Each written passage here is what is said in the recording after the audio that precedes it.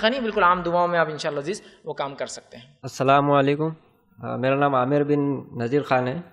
میرا یہ سوال ہے کہ توحید اور شرک پر ہے کہ یہ گھر میں جو جھاڑ لگاتے ہیں تو اس پر مطلب منی پلانٹ بولتے ہیں اس کو، اور اس سے یہ سمجھتے ہیں کہ اس سے فائدہ اور نفع نقصان ہوگا کچھ، تو اس کی وضاحت کر دیجیے۔ بھائی نے ایک سوال کیا کہ بہت سے لوگ اپنے گھر میں ایک جھاڑ لگاتے ہیں، اس کو منی پلانٹ بولتے ہیں، اور وہ سمجھتے ہیں اس کے رہنے سے پیسہ آتا ہے، اور جتنے پتے بڑے ہوئے جتنا جھاڑ اچھا تو پیسہ آتا ہے۔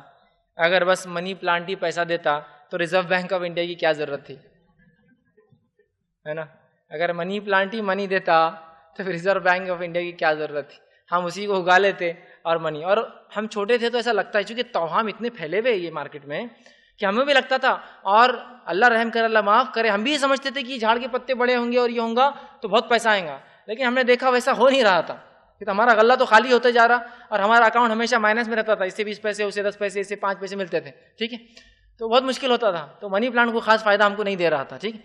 تو یہ سب توہام ہے، یاد رکھیے۔ اور اتنے وہم ہے امت مسلمہ کے پاس کہ رات میں ناخن کاٹے تو گھر میں چوری ہوتی، شام میں جھاڑو دیے تو دلندری آتی، چپل الٹی ہوگی تو قسمت پلٹ جاتی، مونگنی کا جھاڑ لگائے تو فلاں ہوتا، شہتوت کا یہ ہوا تو یہ ہوتا، انار کے جھاڑ سے شیطان آتا، فلاں سے یہ ہوتا۔ کیا ہے یہ کیا ہے؟ مجھے کچھ سمجھ میں نہیں آ رہا ہے، مطلب یہ ہم کہاں جا رہے ہیں؟ لوگ بت پرستی کر کے اس سے شرک کر رہے ہیں، ہم تو یہ سب چیزوں سے شرک کر رہے ہیں۔ مطلب جھاڑو میں طاقت کی دلندری لا لے، وہ خود بیچاری اپنے قسمت پہ روتی ہوں گی کہ میں کیا ہو گئی ہے یہاں کے جھاڑو دے رہے ہیں، چپل پلٹ گئی تو کیا ہو رہا؟ بولے چلو سیدھی کرو، چلو سیدھی کرو، کیوں؟ قسمت پلٹ جائیں گی۔ ارے اس کی قسمت ویسی پھوٹی تھی، وہ چپل ہے، لیکن اس کی طاقت تو دی کہ آپ کی قسمت پھوٹتی ہو۔